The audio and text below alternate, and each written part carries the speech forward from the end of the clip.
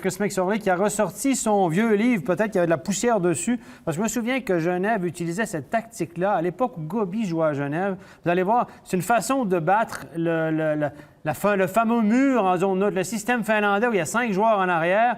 Pour battre ce mur, pour les prendre de vitesse, McSorley a sorti un vieux bouquin d'époque et ça marche plutôt bien, vous allez voir. Regardez bien, on a une sortie de zone sous contrôle. Là, vous allez voir, les 5 Bernois vont se mettre en patinage arrière. Ils sont déjà en patinage arrière. On attend système passif à la finlandaise.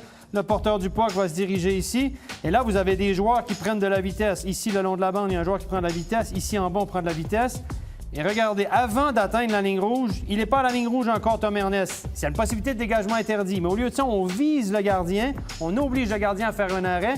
Et ça permet de gagner du temps un peu parce qu'il y a des joueurs qui vont se présenter avec énormément de vitesse. Le gardien va être obligé de pousser le puck dans le coin et ça va être compliqué pour les défenseurs. C'est exactement ce qui arrive. Giannoni va pousser le puck vers le coin, un tir qui arrivait quand même assez vite. Et là, hop, les défenseurs sont pris de court. Les Genevois sont les premiers sur la rondelle. On a battu face à ce mur. On ne commet pas de revirement en zone neutre. C'est ce que Berne souhaite avec ce mur, commettre des revirements en zone neutre. Regardez bien la deuxième séquence, c'est exactement la même chose. Les joueurs swingent de chaque côté, on prend de la vitesse. Et là, regardez, il n'est même pas à la ligne bleue. Pourquoi il shoot tout de suite? Parce qu'il y a 2 joueurs qui se présentent avec beaucoup de vitesse.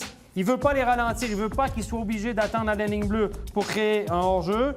Pour éviter le hors-jeu, plutôt, il va viser la cage et regarder directement sur Giannoni. Et là, la pression, Giannoni va glisser le puck à son défenseur, ça va bien, mais regardez toute la pression qui arrive. Ces 2 joueurs-là qui arrivent pleine vitesse, ils vont mettre beaucoup de pression. Et qui va récupérer la rondelle? Devinez.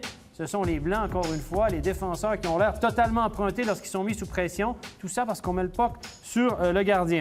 Autre séquence, vous allez voir que Giannoni n'est pas tellement à son affaire non plus. On va mettre le puck le long de la rande et cette fois-ci, il va aller derrière la cage récupérer la rondelle. Les 2 défenseurs se donnent en option, tout va bien. Et Giannoni va y aller d'une très mauvaise relance ici le long de la bande. Regardez, beaucoup trop long pour son défenseur. Moser joue très mollement. Et là, les problèmes commencent. Genève est en contrôle de la situation. Va remonter le puck en zone neutre, en haut de la zone d'attaque et faire une passe défenseur-défenseur, obtenir un bon tir au but. C'est exactement ce qu'on veut et ça va même mener à un but. Eh oui, regardez bien, Noah Rod va balancer le puck le long de la bande, tout de suite dans l'arrondi assez fort. Il va poursuivre sur sa lancée, beaucoup de vitesse. C'est Noah Rod qui a provoqué tout ça. Regardez, beaucoup de vitesse.